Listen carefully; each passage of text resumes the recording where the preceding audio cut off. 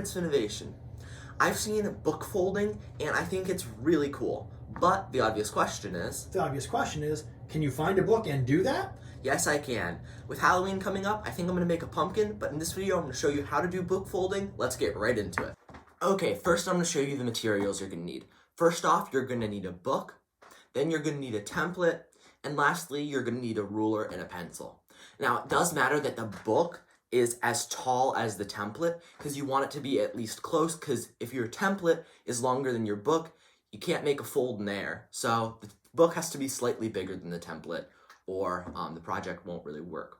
Also, the template is going to say how many pages you are going to need, so make sure to, your book has enough pages as well.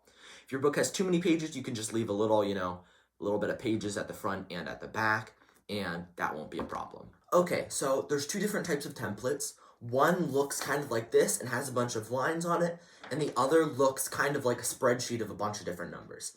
So I'm going to be showing you how to use this one first. Now, I do already have some lines on that, and I'll explain that later. But basically what you want to do is you want to align the top of the paper, or just like this line right here, up with the top of your book. Now I'm going to be using this whiteboard as my book, just so I can erase it and I can show you guys. So basically what you're going to do is line it up with the top of your book, and you are going to take a ruler, use it, and go to the edge of that page, and put 2 marks. So for that first little fold, the first mark, that's where my 2 marks would be. Then you would just fold that down to there and that down to there. Now for the next type of template, for that spreadsheet, basically what it's going to be is, if it's a spreadsheet of a bunch of numbers, it's either going to be like in inches or centimeters. So I'm just going to be showing you like if it was inches. So for example, it might say like 3,10 or something, or 3,6. That's what I'll go with.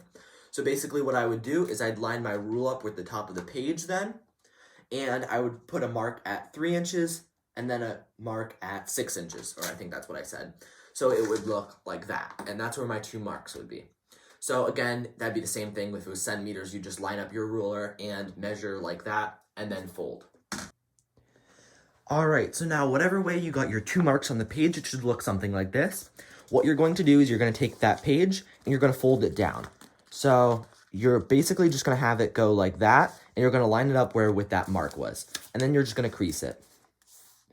You can crease it with your hand, or you can crease it with a ruler, really, whatever works.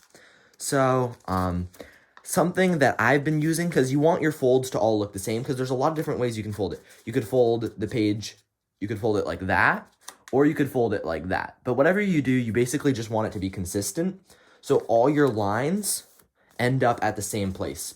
So for me, I tried to do all my folds for mine on going as far back as I could. So like, I tried to just get the fold as far back as I could, so that when I'm all done, they're all lined up and it will look good. Now, I'm going to go over a few problems that you might have. So first off, if you try to do a fold and say it's like right here, and you're folding and you've got like an overlap, all you've got to do is take that little overlap and fold it back upon itself like that, and that'll be fixed. Another problem you might have is, say you're folding and it's like too high and the pages are ripping a little like that. That's really kind of okay, and it doesn't matter too much. Just try not to rip it too much, because of course it is still a book, and you don't want your folding to look very ripped. But if you have a few small rips at the top, that'll be okay. Alright, so as you guys can see, I'm about halfway done, and I think it is starting to look pretty good. I do have to say, this project, it is long and tedious.